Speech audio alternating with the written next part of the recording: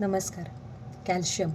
Calcium हा आपल्या आरोग्यासाठी खूप महत्त्वाचा घटक आहे आणि आपल्या दैनंदिन जीवनात आपण जो आहार घेतो किंवा जे अन्नपदार्थ घेतो त्यातून पुरेपूर कॅल्शियम मिळणं हे खूप गरजेचं आहे.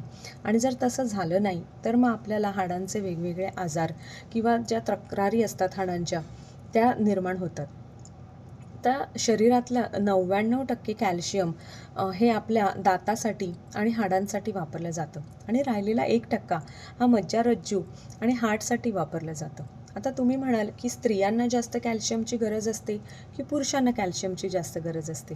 तर मी म्हणेन की पुरुषांपेक्षा स्त्रियांना कॅल्शियमची जास्त गरज असते. कारण स्त्रियांमध्ये येणारे पिरियड्स, त्याच्यानंतर प्रेग्नन्सी, डिलिव्हरी, हार्मोनल इम्बॅलन्स आणि मेनोपॉज या वेळा त्यांच्या हाडांची झीज ही जास्त होते आणि त्यांना कॅल्शियमची गरज ही जास्त असते. जेव्हा स्त्रियांचे पिरियड्स येतात तेव्हा त्यांचे हार्मोन्स हे चेंज होतात. त्याचप्रमाणे जेव्हा ती प्रेग्नंट असते तेव्हा तिच्या पोटातल्या बाळाच्या वाढीसाठी स्त्रीच्या शरीरातलं कॅल्शियम वापरलं जातं. जेव्हा ती स्तनपान करते तेव्हाही बाळाच्या पोषणासाठी स्त्रीच्या शरीरातलं कॅल्शियम हे वापरलं जातं. त्यानंतर येणारे मेनोपॉज, जे 45-40च्या नंतर स्त्रियांना मेनोपॉज येतात तेव्हाही त्यांचे हार्मोन्स चेंज होतात आणि त्यांच्या हाडांची ही झीज होते. त्यामुळे जर ही हाडांची झीज झाली आणि कॅल्शियम जर पुरेपूर मिळालं नाही तर मग स्त्रियांना ऑस्टिओपोरोसिस आणि असे वेगवेगळे हाडांचे हे आजार होतात.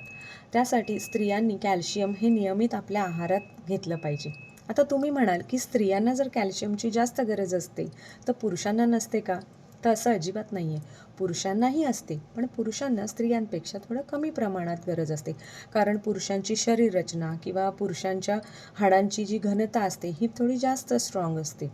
त्यामुळे पुरुषांना हे 50-60च्या वयाच्या नंतर कॅल्शियमची जास्त गरज असते. किंवा जे स्पोर्ट्स खेळतात किंवा जे जास्त ॲक्टिव्ह असतात किंवा एक्झरसाईज मोठ्या प्रमाणात करतात त्यांना कॅल्शियमची जास्त गरज असते. आता कॅल्शियमचे नैसर्गिक स्रोत म्हणजे पनीर, चीज, अंडी, त्याच्यानंतर दूध, दहीचे पदार्थ, बाजरी, राजगिरा, हिरव्या पालेभाज्या असे बरेच पदार्थ आहेत जे तुम्ही नियमित आपल्या आहारात घेऊन कॅल्शियमची कमतरता भरून काढू शकता.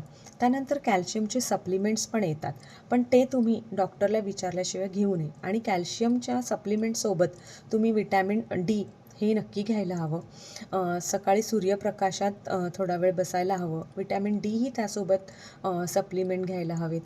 आणि स्त्रियांनी तुमच्या आरोग्याकडे नक्की लक्ष द्या आणि पुरेपूर कॅल्शियम हा तुमच्या आहारात असू द्या. व्हिडिओ आवडला असेल तर नक्की लाईक करा आणि शेअर करा. थँक्यू.